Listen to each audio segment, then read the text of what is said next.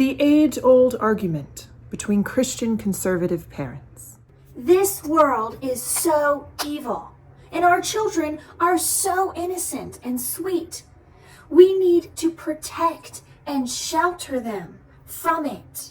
No, this world is so evil, but our children are growing up so fast. We need to prepare them with the truth.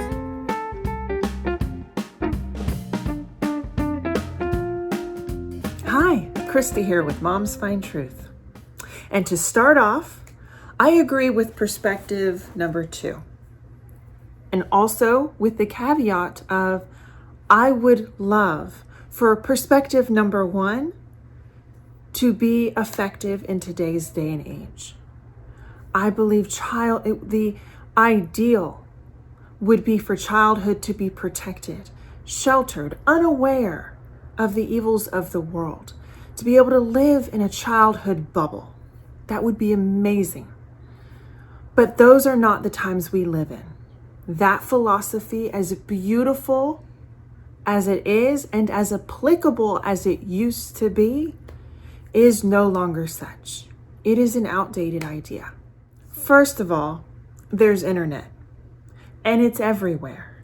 And I'm not just talking about in your home. It's easier than a lot of people suggest to put a lockdown on internet within your home, especially with young children. But there's so many homes around you where that lock is not put down. And because of that, your children's peers, if they go to school or Sunday school or just interacting at church or play dates, it is difficult to only surround them with children who are protected, fully protected and sheltered. And so the chances that someone is going to share something that your children have not yet found out is pretty high. But then also, to be completely blunt, our society today has lost the skill of discretion, the gift of tact, the ability to know what's appropriate and inappropriate in different situations.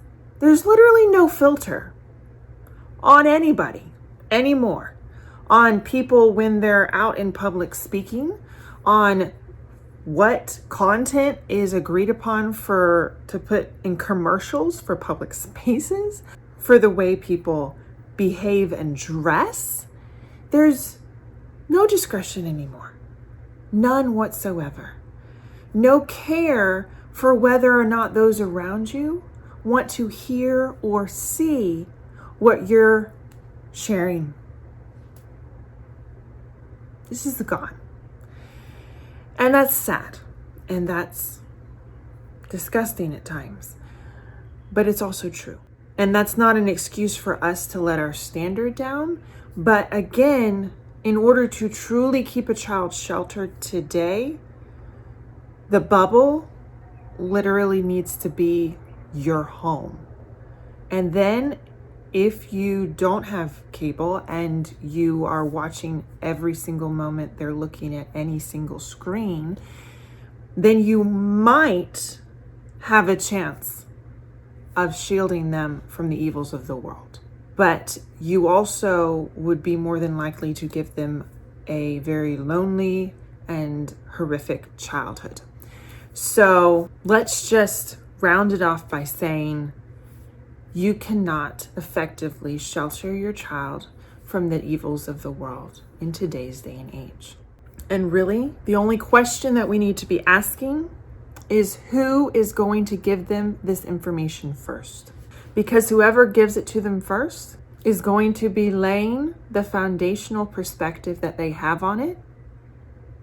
And if you and the truth are not in that foundation, then you are going to need to unwind and deconstruct that foundation in order to build a new one. And that can be extremely difficult. That can create a lot of confusion and doubt in their brains and their hearts. As much as we would love to cling on to the innocence of the past. It is time for us to embrace the era that God has placed us in. God has chosen you to be the mother to your child right now. Not 75 years ago. Right now. So here's the strategy that I'm suggesting today.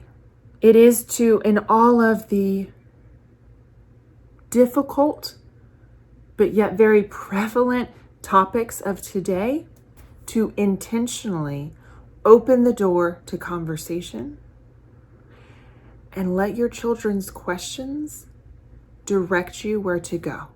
God created children with an unquenchable drive to learn, to know, to search out answers. Once you start down the path of opening these doors, they will take it from there. I can't even say how many times I have walked into a topic thinking, all right, I need to do this. Because I need to lay this foundation down before anyone else does it for me incorrectly. Obviously, I'm not talking about my husband. I'm talking about those who would not be presenting the truth from out in the world. I want to get, me or my husband, we want to get there first. But I don't know how they're going to respond. I don't know if they're going to take it seriously. I don't really know what direction they're ready for me to go. And literally, I just begin to open the door and they vomit the questions. It is just continuous and down to the minute details until their brain can, at the age that they're at, their brain can wrap around the concept. So yes, there are in all of the topics I'm about to bring up, there are concepts that they don't fully understand yet because their brain is not ready to compute. Even if someone out there tries to communicate it to them, it's not going to compute. But the door's open. A vast amount of information's been shared based on their desire to pull it out, and the door is still open. And once the door's open and the discussion's being had on all of these topics, there's no barriers anymore. They'll come up and they'll ask about anything. It might be a furthering question on what you've already talked about, or it might be a new thought on something completely new that you haven't even discussed. But bottom line, the door's open. So not only are we laying down the truth as the foundation for the topic, but no matter what they hear or think about or feel or encounter in life, the door of communication is just so incredibly wide open that they know they can feel comfortable coming and talking about it. So the first topic, I'm not saying this is the first topic we approached. I honestly haven't kept track of what order we've done it in.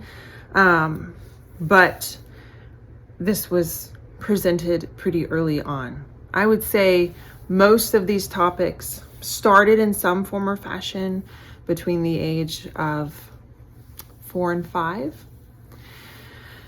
So this would be in that same 4 to 6 range. And that is pro-life, abortion. And again, I've heard from a lot of parents fear of discussing death or fear of, picturing such horrible things happening to a baby. But what is worse would be someone communicating to them, to your children, that the baby inside the mommy is not alive, and them believing that, or that it's okay to end the pregnancy and then believe that. for someone out there to convince my child that murdering a baby is okay. I would rather hit the tough topic now. And one of the biggest suggestions I can make to open the door, again, these suggestions, the resources I'm going to be suggesting to you are just opening the door. This did open the door to the communication. It's a book that I'm putting up on the screen and I will have linked below. But that was just opening. We had a lot of discussion happen while reading the book, and I paused whenever they had a question. The point of it is to open communication. So we did read the whole book, but it took a good while, like maybe an hour or two, because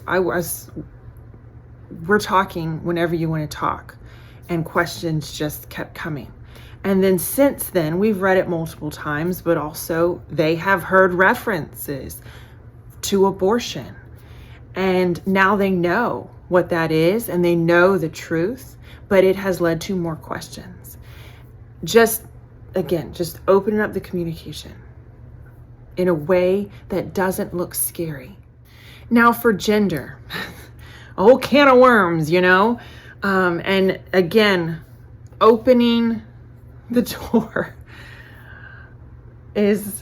it leads to a lot. And there is, in this topic especially, there is some direction needed because there's just so many facets of it. It's not just, who can marry who, but, who can be what gender and who can act like what gender. And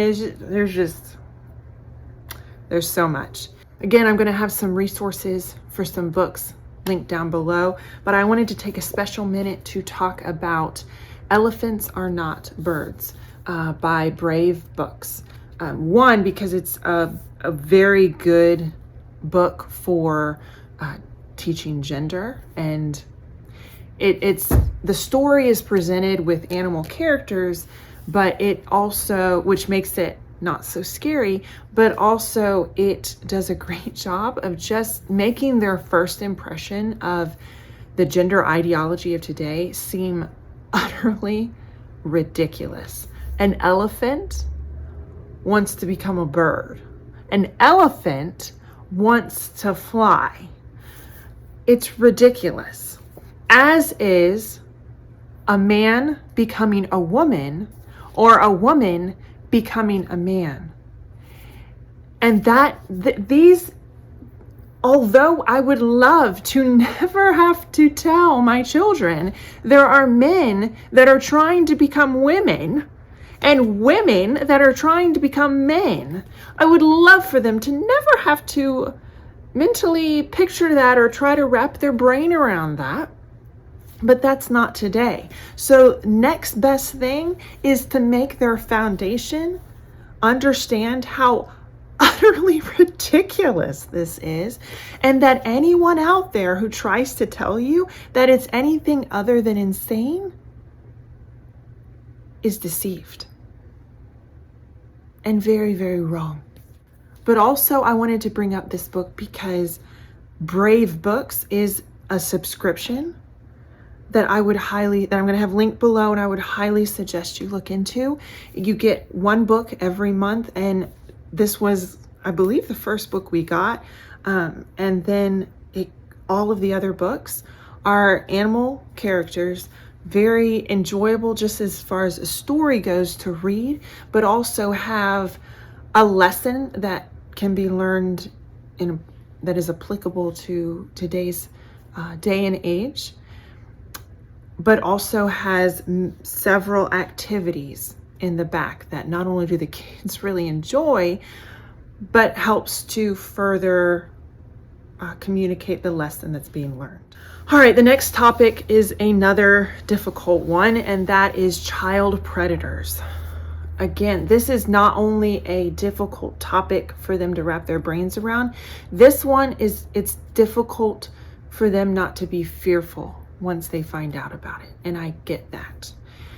But bottom line, but again, it can be done in a way that helps to lessen the fear and simply focus on being aware and prepared. But also, statistics prove that the age, that 4 to 5-year-old age, is prime age for the perverts to make their move. But the statistics also show that when a child is prepared, they are much more likely to respond well, as in to scream, to run, to not believe what this stranger is telling them, to not be caught as off guard, to know how to respond. And that as soon as a child starts to respond the way they should, 99.9% of the time, the pervert's going to run the other direction. What the pervert is looking for is a child who doesn't know better, a child who's going to believe the nice things that they're saying and isn't going to know to turn around and run. And if this child, your child, knows better, that's not what this crazed individual is looking for. So again, as much as I would love for them to never have to know that those horrific people exist, they do exist. And better us tackle this difficult topic than for our children to be one of the statistics that break our hearts. So for this topic, I am suggesting Yell and Tell by Debbie Pearl. And I understand there is controversy around Michael and Debbie Pearl. That is a discussion for another day that we may or may not have. But this topic is vital, and I have not found another book that hits it as well. It has one for boys and one for girls, and we read them both. And both kids enjoy both. But it's fun, entertaining visuals. It's a story base to it, but yet it doesn't leave any stone unturned. It helps your child understand what they need to know to be ready. Because we can't approach these topics and say, if a man walks up to you and says not very nice things, don't go with him. No, what might he say? What might he ask for? What might he try to get them to do? They need to know. And then if he tries to get you to do this, if anyone, family, friend, peer, stranger, anyone tries to get you to look at this or do this or go there, you yell and tell. You scream at the top of your lungs and you run to mommy and daddy and tell us who it is and what they said.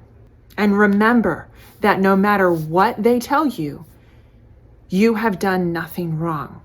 We need to tell our children this now, because these perverts are here to lie and deceive them. We need to set this foundation first. All right, now this next topic is, I would say, not as squeamish of one to approach, but still is incredibly vital, and that is the deception of the government. Just gotta put it out there and make myself sound like a conspiracy theorist. But no, it is understanding that the government is made up of people that are flawed, that are sinful people. And bottom line, we don't know what the motives are of every person making every law in our country, our state, our city. We don't know. I'm not here to say what is in someone's heart, but I am here to say that there are laws being made that are encroaching beyond where they should be, and that are getting into some very dangerous ground. And that bottom line, it is not out of the realm of possibility that laws can be made that will cause us to choose between obeying the government's laws and God's laws. And that we need to make sure that our children are not viewing the government as the end-all be-all, that they're viewing God as the end-all be-all, but that God has told us to respect and follow the government unless the government is conflicted with God. And that when the government steps into our personal grounds and tries to tell us how we need to train our children, how we need to teach our children the truth, how we need to view our children's care medically and with diet, how we need to view morality. We need our children to fully understand that although they should remain respectful to the authority that is over them, there is no authority that trumps Christ. And ultimately, they need to do what God is telling them to do. But the first way that they can fully embrace that is to understand the dangers that already exist in the laws of today. And there is no series I can suggest more for that than the Tuttle Twins. We purchased the entire series. I believe it has 12 books in it. We're still working through it. And it is for my 7 and 8-year-old. I believe we started reading them when they were 6 and 7. And we're just taking our time. Some of them I have been able to use as opportunities to branch off and learn about more topics. Again, we're opening the door. It led to questions about all sorts of things. And we went down those rabbit trails.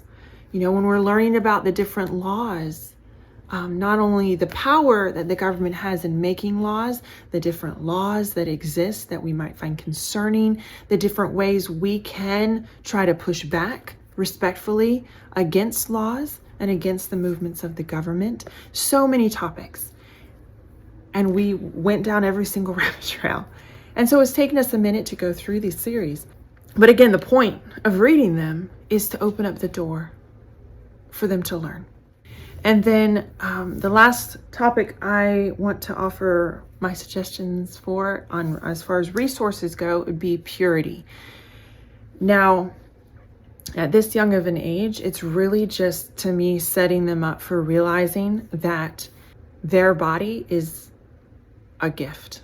It's theirs, and it is the only person they should be sharing it with is their future spouse. And really painting it as a gift to be unwrapped at the right time. And I know in the conservative Christian community, this topic, strangely, the topic of purity has gotten a lot of flack. And that's probably because of, just like I believe any biblically sound topic that has gotten flack within the conservative Christian community, I think that there are a few people that take it well above and beyond what is appropriate and give it a bad name. But ultimately, we've been commanded by God to reserve ourselves for marriage. And we need to instruct our children on all the commands of God. Keeping ourselves pure for marriage is one of the biggest ways we can mirror the example of Christ. So anyway, off the soapbox, this book, again, very elementary. I mean, I think I started reading this to my kids when they were 3 and 4. But it's a fairy tale, but it talks about the treasure that the princess has is her kiss. And, that can be then drawn out to anything else, any other purity issues that you would like to connect it to, but just realizing that no matter what is said, the casualness of it that's presented in today's culture is not from the Bible. And then just for a couple more topics, I don't necessarily have any resources for these, but just to give you an idea of, again, my eldest is 8, the next one down is 7. I would say probably at least half of the topics I'm mentioning today have been discussed with my 4-year-old. And so very young, I'm talking about young. And some other topics that we've discussed, not with the 4-year-old, but with the older two, has been anorexia/bulimia, cremation, depression, adultery, and suicide. So very deep topics, but without fail, for my oldest 3, on all of the topics that I brought up today, I have never gotten a problematic response. Like, they started having nightmares because it was brain overload, or they responded with disgust, or, I mean, I don't want to say that, but in certain areas, yes, because we should feel disgust towards murdering babies, for instance. As an adult, I feel disgust towards that, but not like, the overwhelmed, my child brain can't handle it disgust. They have never responded with immaturity or turning into a joking matter. They have never seemed overwhelmed, I guess, would be the best description of the concept, which I would say would be my biggest fear. And so no 2 children are alike. I cannot promise how your children will respond. But one, I don't think we give our kids enough credit. But also, we have to keep thinking about the alternative. Even if you have these discussions with your children and one of them doesn't go as well as you would hope, the alternative is that you don't talk to them about it. And best case scenario, someone else does talk to them about it, and they now believe something that's biblically very untrue. Worst case scenario, something very scary happens to them. And then the last suggestion I would give is that as you are pouring into your children, not just on these topics, but on every topic in life, that teaching them God's word, spending daily time with them, talking to Jesus, memorizing scripture with them, storing it in their heart, taking all of the good things and the good times in life and letting them hear you take it back to Jesus and praise Jesus and thank Jesus. All the difficult times in life and the struggles, let them see you and you take them with you to Jesus, to pray it through, to ask for wisdom, to ask for direction. Because the world is an evil place. And there are a lot of scary topics, a lot of scary truths in today's world. People believe very scary things, do very scary things, but our hope is not in the world. This life here is but the twinkling of an eye. We are pilgrims in this land. Our home is somewhere else. And that truth oozing out of mommy on a daily basis is going to be the ultimate cure for being overwhelmed, for them being overwhelmed by any of these topics, because God is in control. Are people crazy? Yes, but God is in control. Are babies being murdered? Yes, but God is in control. Is this a hard topic to wrap your mind around? Yes, but God is in control. That topic we can always wrap our mind around. We can always go back to. We can always take our fears to. And so can our children. Well, this one was a bit longer, but thank you for listening. And I truly hope that you will check out some of the resources down below and really start to dive in to these topics with your kids. And comment below and let me know how it goes. Or better yet, there's a Christian stay-at-home mom Facebook group that I started and has lots of like-minded mommies in it right now that I linked down below. I would encourage you to join it. Tell us how it went. Share so other mommies can be encouraged to do it as well. If you're having a tough time, talk about that. We're all there for just such a time as this.